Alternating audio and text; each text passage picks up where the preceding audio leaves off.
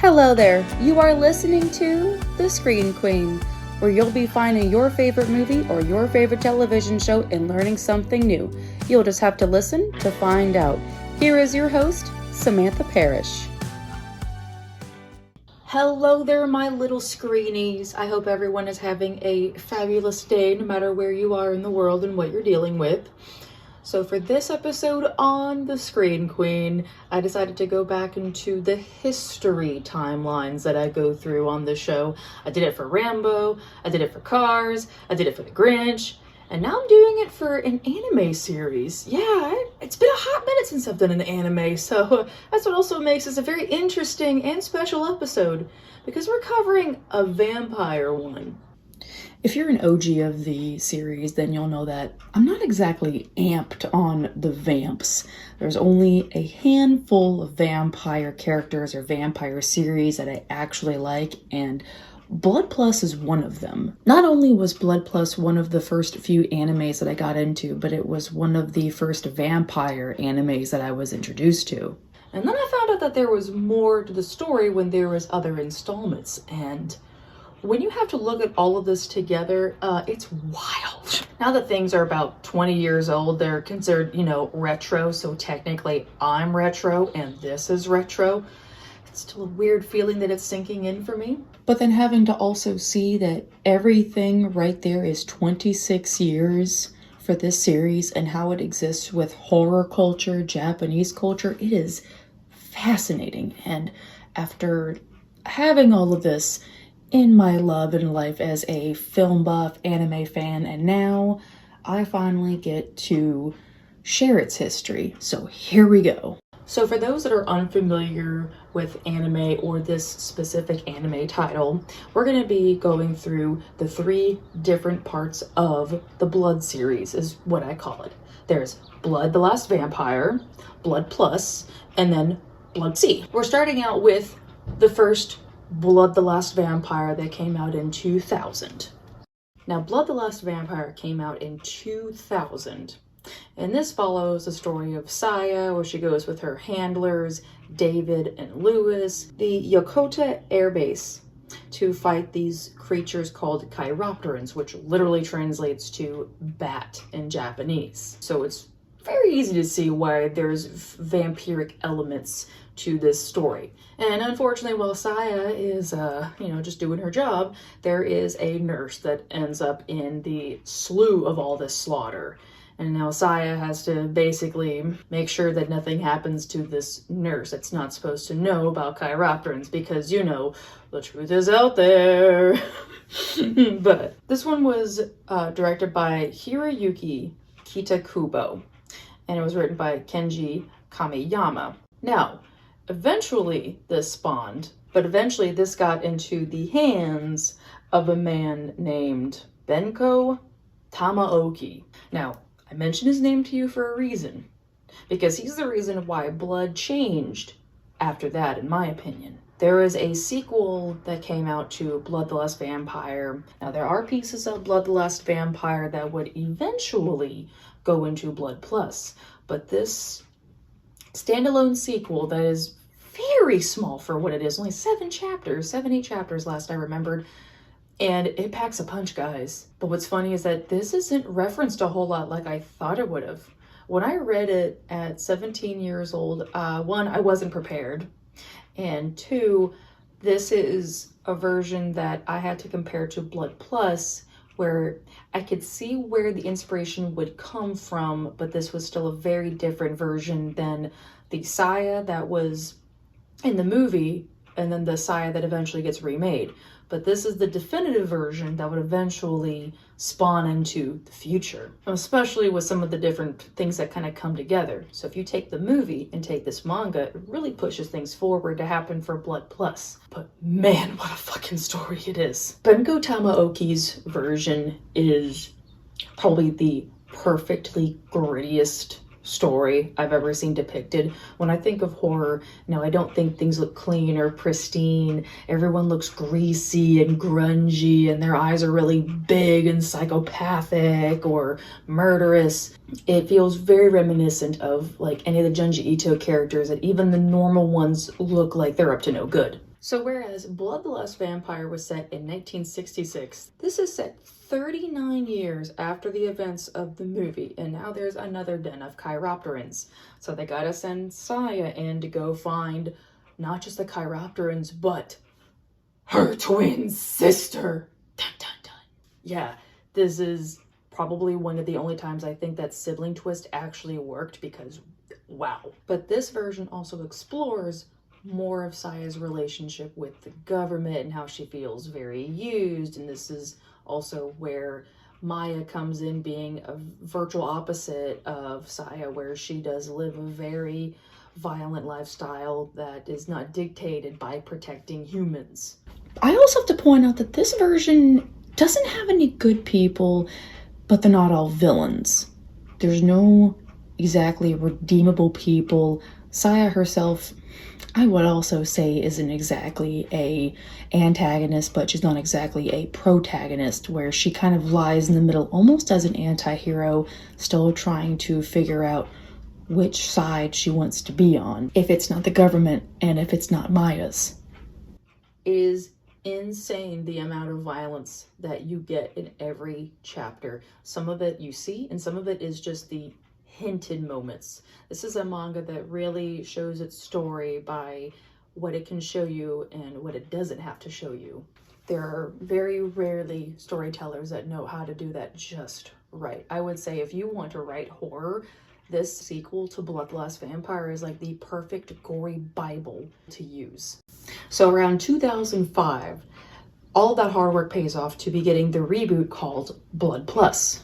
Technically, Blood Plus is considered to be a sequel in the further development of the Blood series, but since this is a different story that still uses the same elements, I would say it's more a reimagining. This Saya breathes a lot better in the story than it just breathing so much violence. There is a softness that was given to its anime adaptation without taking away the identity. So starting off with the character of Saya and how she's vastly different. She's an amnesiac, for one. It is a better way to convey a different personality, because before, Saya had just always known, for being around for 200 some odd years, of fighting chiropterans. But in this version, she has no idea, none at all, that she was a vampire for 200 years. So she thinks she's Saya Ochinashi, and she goes to high school, and she has two adopted brothers, and she has an adoptive father, and there is nothing that could possibly change that, right? Well, that is where the first change of the story gets introduced, with a man named Haji.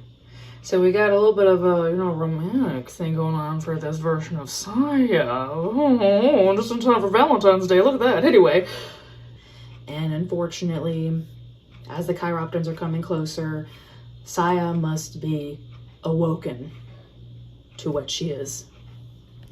Saya unfortunately learns that her entire life has just been fabricated by the government to keep it safe from the world that chiropterans exist. That her father is a government handler, and Haji has looked after her for 200 years, and now she has to go find, oh my god, her sister, also kept from her by the government, because, just how it goes. You see how that sequel series really shows how the story is supposed to just fill in the gaps, and then just kind of added more plaster to it over time?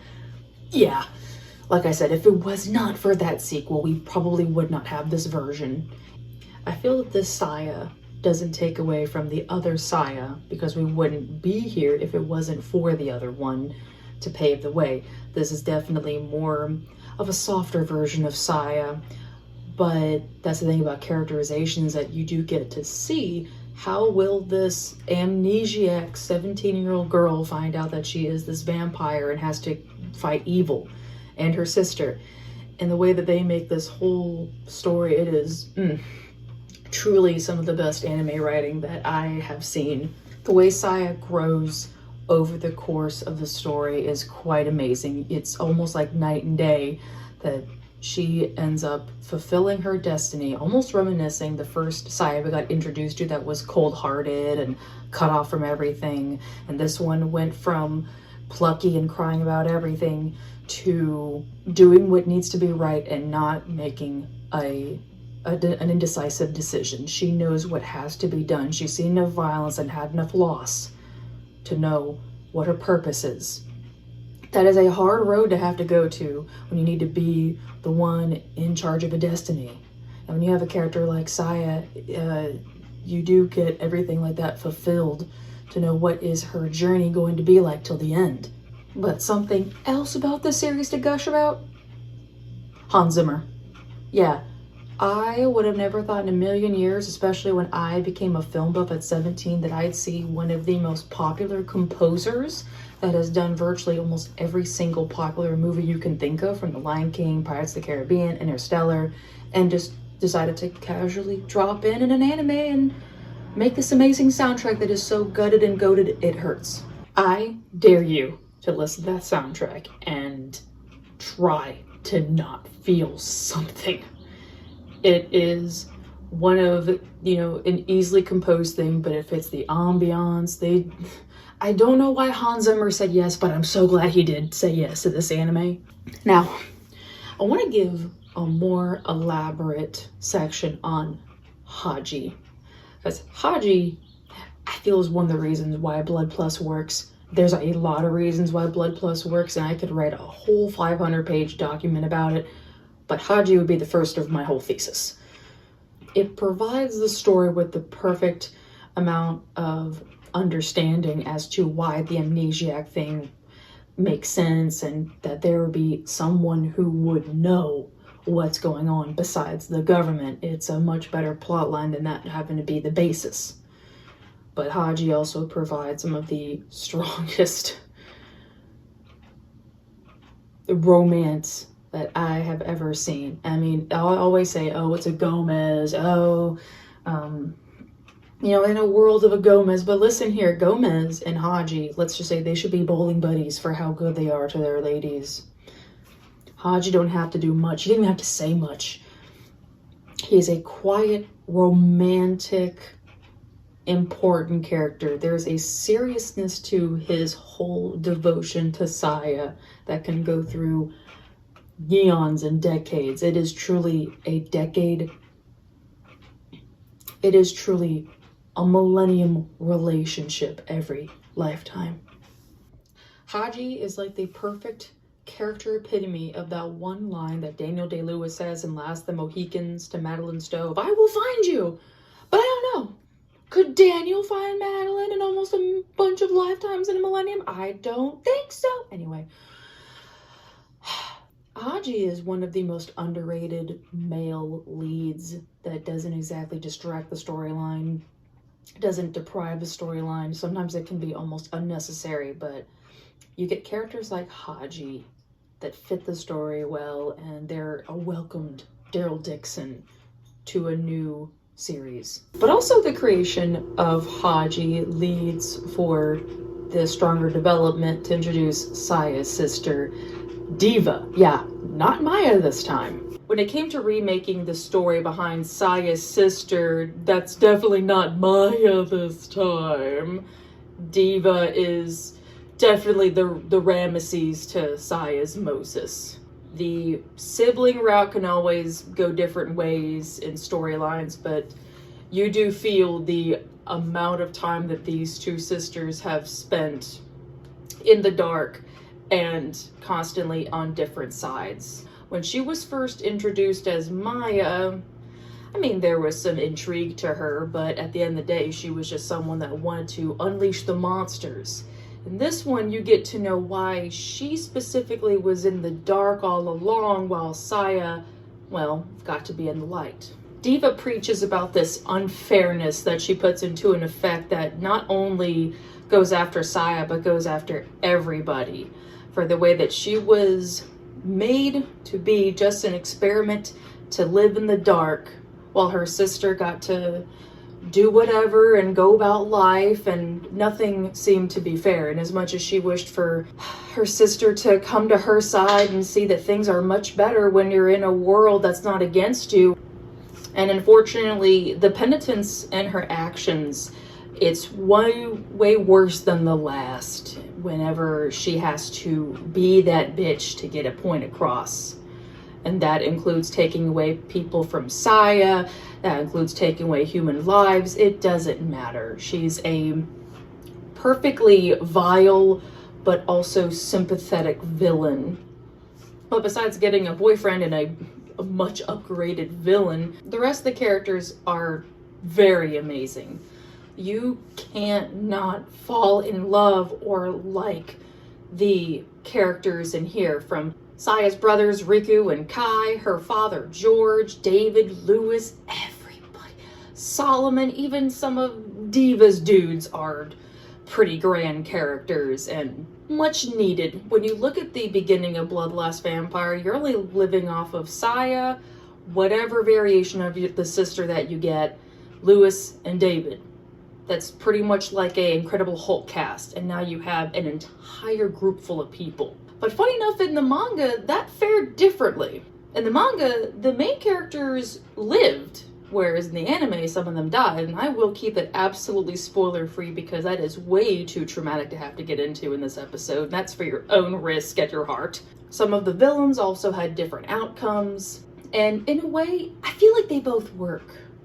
I like the manga's version of the story, I like the anime's version of the story because they all share an identity. I still get to see Saya develop into this character that I want to see her get all the answers and find herself and defeat whatever it is that has to be done and see what happens to her next. I want to see what happens to Haji. I want to know what happens to Solomon. I want to know what happens to Kai. Everyone has a story you can get into. But I had a blast getting to watch this in Adult Swim, even though I literally walked in at the episode before the last one, but it was enough for me to want more and to go through the beginning and find out where blood actually came from and get to enjoy the story of Saya. And looking at where it lands in 2007 being the ending point, that's almost an entire decade that there has been a new generation that's been introduced to a new telling of a vampire story. So with Blood Plus coming along, it kind of felt like it pushed it along. And then 2009 came along and did something. Around that marker being a decade, we had another version of the Blood story, except this time, it was in America. Oh God. Oh no. I mean, it was bound to happen that there was going to be some way to make this Americanized, so I can't give it entirely too much crap that it already gave us, but when you look at book to film adaptations, you would want at least, I don't know, a fourth of the story. This thing didn't even get a fourth, it didn't even get a crumb. It had like a nanoscopic thing. It was so bad I had to make up a whole new scientifical term for how little it gave. So here's what I read on how this was supposedly a good idea. I'm gonna try and be nice to it, but United States take on a Japanese story. How much respect are you gonna get, Anyway, here we go. In May 2006, Bill Kong announced that he was producing a live-action film adaptation of Blood the Last Vampire directed by Ronnie Yu. Like the source anime, it would primarily filmed in English rather than Japanese, because obviously that's exactly how you show a Japanese story, by making everybody American. Sure. Kong and Yu originally planned to finance the project themselves, but in November 2006, production IG officially consented to the film and began offering financial support. Rather than being paid a straight license, production IG will receive a percentage of all revenues generated by the film through ties to manga entertainment. The French company Path, however you want to pronounce it, became the film's co-production company, joining the Hong Kong-based Edco. Yu was retained as its producer, but Chris Nahan took over as the film's director. It was released by Samuel Golden Films on July 10th, 2009. Saya is played by South Korean actress Jun Ji-hyun, who adopted her English screen name as Gianna June for the release. And in most of the YouTube videos that you can catch, a lot of them don't even call her Saya. They don't even call her Junji. They do call her by her original screen name, Gianna. So it's usually Gianna versus monsters. I mean, that's Kind of cool that her stage name gets to be Versus Monsters. See, there's some nice things I can give it. Some in quotation marks. But here's the other funny thing. They were going to deviate even further from the script because, well, actually that sounds about accurate for in live action from America. We always do a double deviation. This was originally going to be set in the 1940s. Now, as much as that does sound like, a bad idea, if it offered something for the world building, I could get behind it. In Blood Plus, we were given different timelines because Saya's been around a long time. Of course, you can experiment with different frames if they had the guts to do it. But they didn't, so they set the story the same way it began in the 1960s.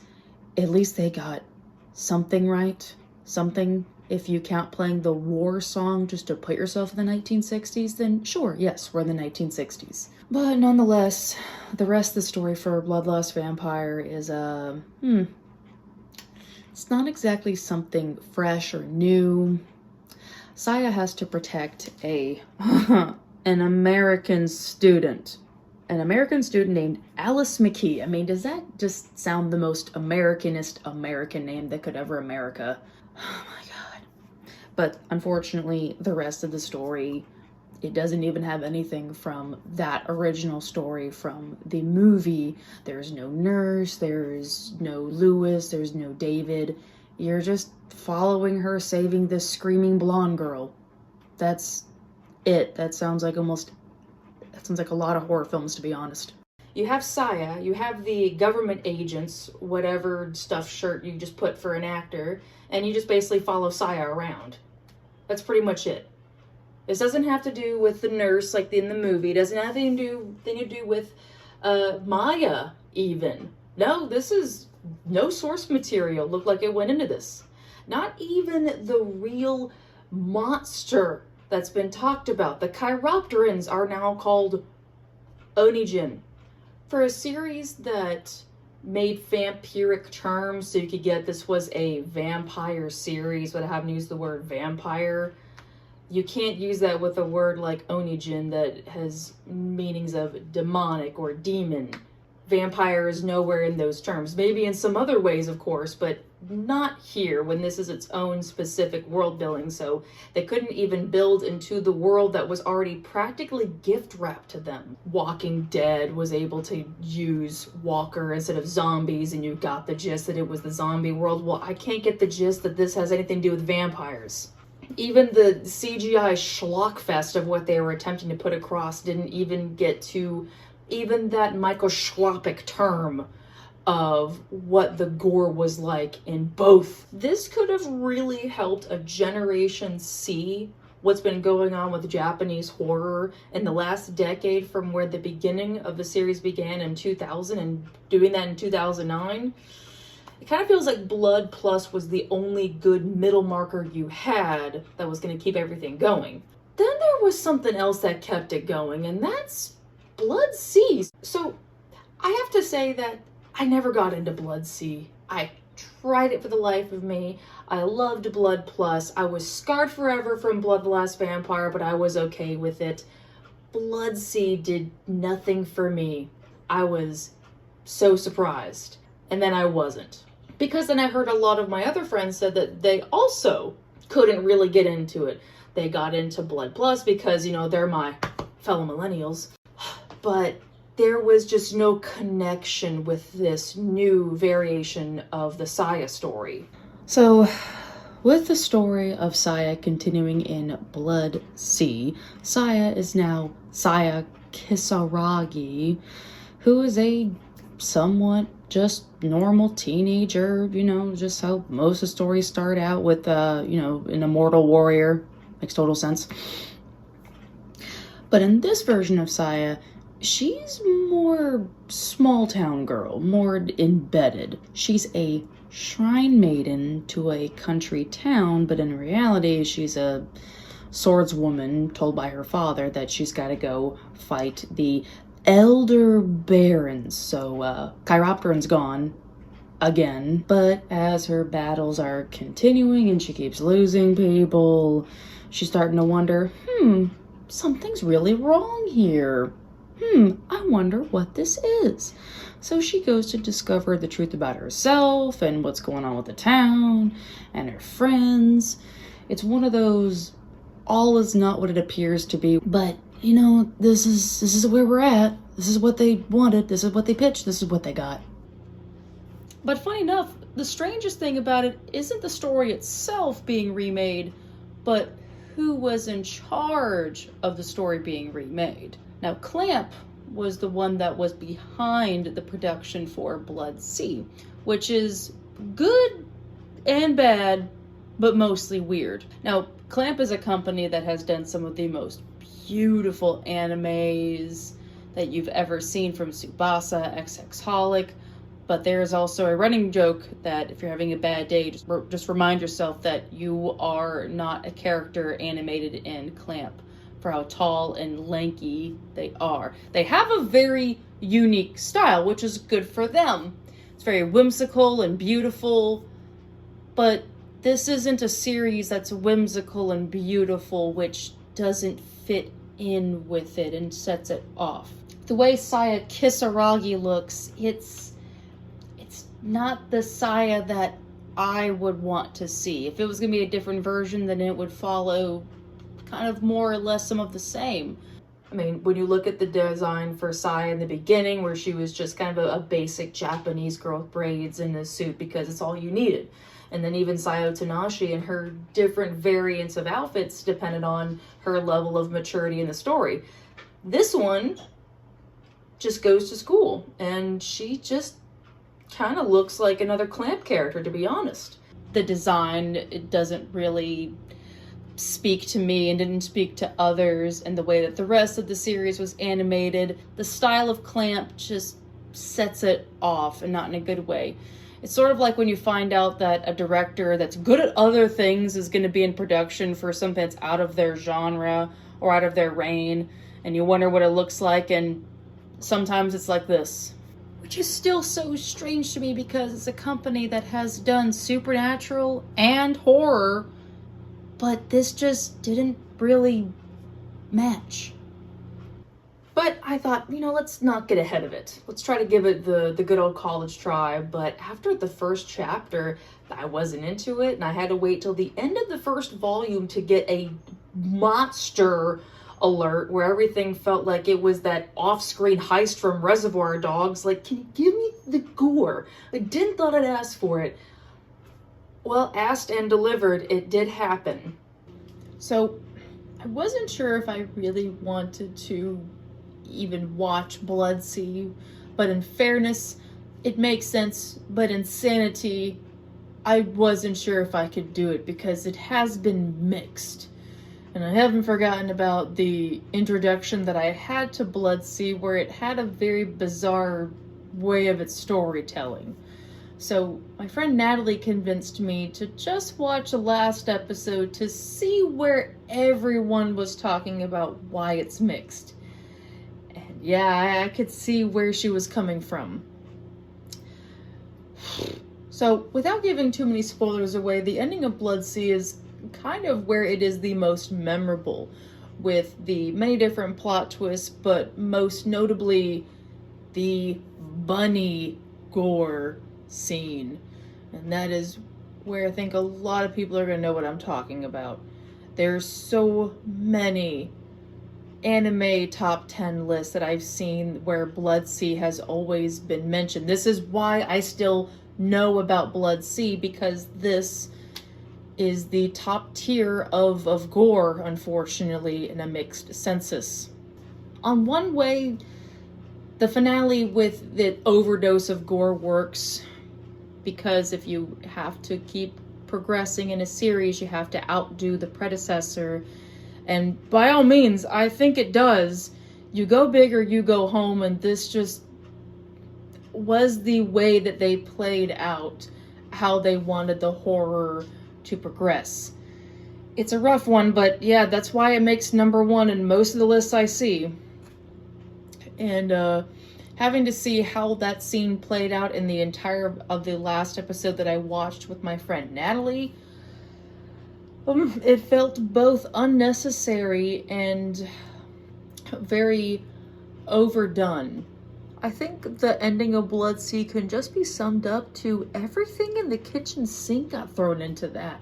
I have never seen something that threw so many different plot twists and elements and climaxes. I mean, not to give too many spoilers away, but she died more than Buffy, and they had more action climaxes than any Michael Bay movie, and that is saying something. Had more plot twists than an M. Night Shyamalan, which is also saying something. Ugh, everything about it didn't make sense. And I can't even really tell you how it ends, because it just ends with Saya not really doing anything or having a resolve. That's it. Well, not exactly. It did lead to a film, and then some more that I found out. It was adapted into 2 mangas, a 2011 novelization, a stage play, and not 1, not 2, but 3 live action movies. So we messed up with 1 and we overcompensated with 3 that has to do with the story that doesn't have to do with the story. It makes sense to me. They basically did what the 2009 one messed up by far is all the way I can think of for that one, to like, we can make up for that by making 3. That's insane. It, like, Blood-C really is the young Sheldon of the Blood universe. The very last installment kind of pushed it along to make more in the future, so looking at the last 26 years of how Blood has existed, it's kind of interesting. It sort of feels like it was made further like this so other people would find it. The more you put out there, the more you're eventually going to go down that rabbit hole and see how it all begins. I found this series because I found Blood Plus, and it led me to go to the beginning and then led me to see how it continued. And even though it was kind of bizarre, the fact that it continued on and then some, it does give me hope for being a fan of this series. Even though the Blood series is very precious to me, there is bound to be different versions that people are going to agree or disagree with, just like many of our other characters that get remade, whether they're procedural characters or cartoon characters, anime characters. Everything is always going to have its own version. It's going to divide people, but in a series like Blood the Last Vampire, it's very rare that you get one that doesn't implode on itself so badly and just exists within time. Because when you look at Japanese horror, I'm very glad this series exists. It is a lot for me to defend a vampire series, and it's a lot more for me to defend a vampire anime series. And this is one that's worth defending and keeping alive so people know about its existence. As someone who also enjoys horror in general, I love what this series does to do something different for a story I wouldn't normally care about, but it gave enough for me to care and then some. I love the way that it's written. I love the way that it doesn't have to be the usual vampire story and offered new elements. Saya is a very different type of anime hero, or should I say heroine. She's a rare gem that you get among the other vampire characters that doesn't come around, every dynasty. Well, that is going to be a wrap for this history of the Blood timeline. Thank you so much for being here for my Screen Queen talk. I'm very honored that you guys got to hear one very important part of horror history. Bless them. Anyway, but until then, you can catch up with me in between uploads on my Instagram at the Queen of the Screen. And you can find me on Spotify, Amazon, Google, YouTube. There's an amalgamation of ways to listen to the Screen Queen, and I love how those things exist. So, I hope you guys have a wonderful day. Take care. Stay amazing. This is your Screen Queen, signing off. Bye-bye!